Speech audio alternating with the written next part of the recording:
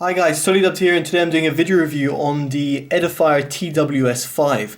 Now these true wireless earphones can be found for around £80 in the UK and around $80 in the US. Links will be down in the description below, including alternatives you might want to consider.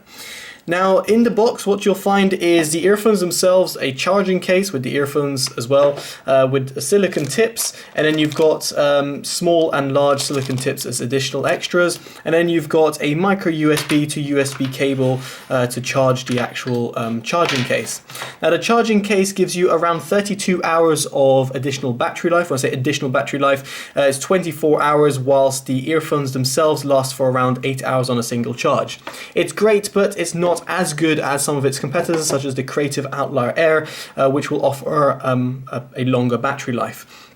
Also bringing the Liberton Track Air Plus into shot as well. Now the reason I brought them into shot is simply because I want to talk about the design. First of all, the case. Now the case is relatively large in comparison to some of its competitors. As you can see, it's a pretty large type of case, which won't be a problem if you're taking it and putting it in a bag, but then if you're putting it in your pocket, it's quite a little bit bulkier than these things. Not to say it's as bulky as some, like the Powerbeats Pro, for example, which are ridiculously large, but it's worth bearing in mind that this is not as portable as its competitors. It also uses a micro USB connector, which is slightly a shame because some of its competitors will be using USB Type-C instead, which is a faster charge, and plus it's more of a modern day connector. So worth bearing in mind. Now the earphones themselves, as in the case itself, has got like a magnetic thing, and if you take them out, as you can see, the earphones will pair to your device as they've already done, and you'll get a notification on your phone, or if you don't get it, I don't know, but anyway, then the earphones themselves are ready to use. Now they've got a touch sensitive buttons over here. It's pretty simple: tap to play, pause, a double tap to skip, triple tap to go back. It's pretty simple as you would expect. In fact, no, it's not triple tap, but it's double tap on one side to go back and double tap to the other side to go next, something around that line.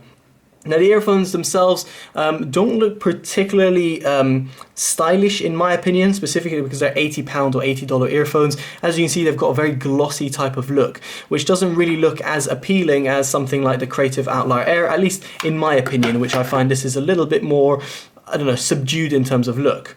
In terms of the size of it, as you can see, they're pretty large earphones. Now, the Creative Outlier Air are no small earphones to say the least, but you can see the TWS5 are even larger. Now, comparing it to something that's actually much more aesthetically pleasing, you can see the Liberton Track Air. You can see this looks a lot more sleeker. But then again, these are about 180 odd pound earphones.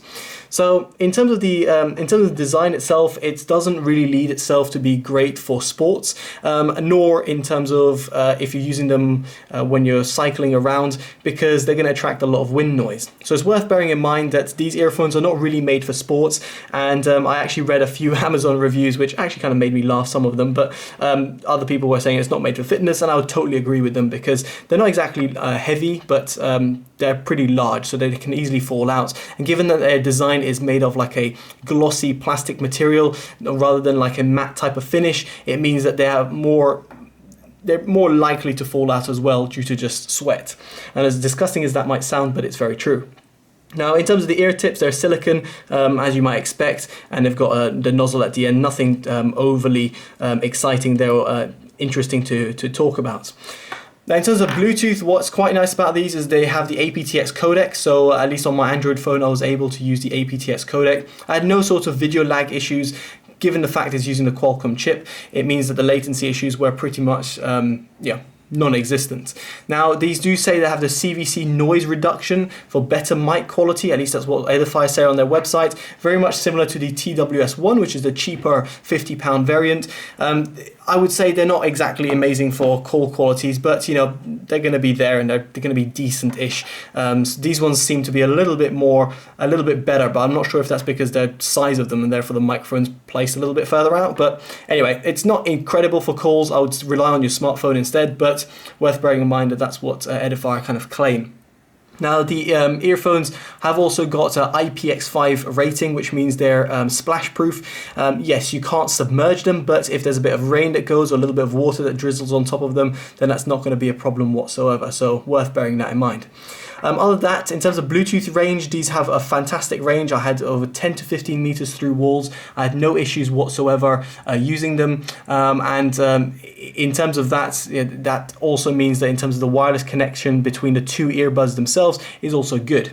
It's worth bearing in mind that the left driver is the master driver, whilst the right driver is the slave driver. What does that mean? It's essentially you can use the left driver on its own without having the right one used, or you place it back into its case. But if you're going to be using the right driver only, then you won't be able to, because it needs to connect to its master driver, which is the left. Very much the same case that I found with the TWS1 in shot over here. So it's just worth bearing in mind that, you know, if some people want to use one earphone rather than the other, it's worth, you know, just keeping that in mind. Other than that, as I said, I told you about the Bluetooth capabilities, but also in terms of battery life, expect around 32 hours of playback, give or take in terms of usage. Now let's talk about sound quality. Now I was very much expecting a kind of upgrade over the TWS1, the TWS5 after all, and not only that, they're also more expensive. They're around £30 more expensive than their younger siblings. Now, granted, they have a slightly wider soundstage and more airy sound versus the TWS1, which sounds much more closed, and as I mentioned in the TWS1 review, which I'll link down in the description below, they weren't as open and as wide as the Creative Outlier Air. However, these are a little bit wider, but still nowhere near as good in terms of openness as the Creative Outlier Air, which in this case pretty much compete at the exact same price. These are around £75 and these are £80. So in this case, I was slightly disappointed to see that they didn't really offer that much extra width or depth. Yes, they were better than the TWS1, but they're not something to be overly shout about. What I was very much disappointed, however, was the overall sound signature and how they actually sounded. The TWS1 had a sort of fun sound signature. Yes, it sounded recessed and pushed back, and you know, it isn't perfect throughout the whole frequency range, whereas the Liberaton Track Air Plus or Creative Outlier Air would outdo it. Here, these earphones sounded very tinny. So for podcasts, it was fine, or for audio recordings. But when it came to actually listening to music, I was very much left disappointed because of the lack of bass. The mid bass and sub bass is pretty much non-existent, to the point where I was literally shoving the earphones as deep as I could into my ear canal, which is probably not healthy, but I just really didn't hear that much of a bass impact, which just left me disappointed.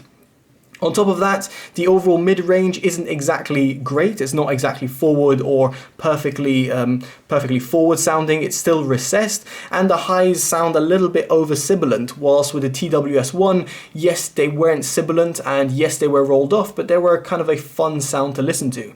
These, on the other hand, I found myself turning the music down a little bit when it got pretty loud, because I just didn't enjoy it as much. So sound quality wise was really a letdown, and I was very much surprised to see the TWS5 just coming below the TWS1. I mean, yes, again, they sound more airy, but overall sound signature, and for people who are buying earphones under £100 or maybe £80 in this respect, I would expect a lot more from the TWS5. So with the TWS1, I was pretty much not raving about them, but I said that they're the best earphones under £50. I think you would struggle to find better earphones that have all the capabilities, sound qualities and functionalities as a TWS1.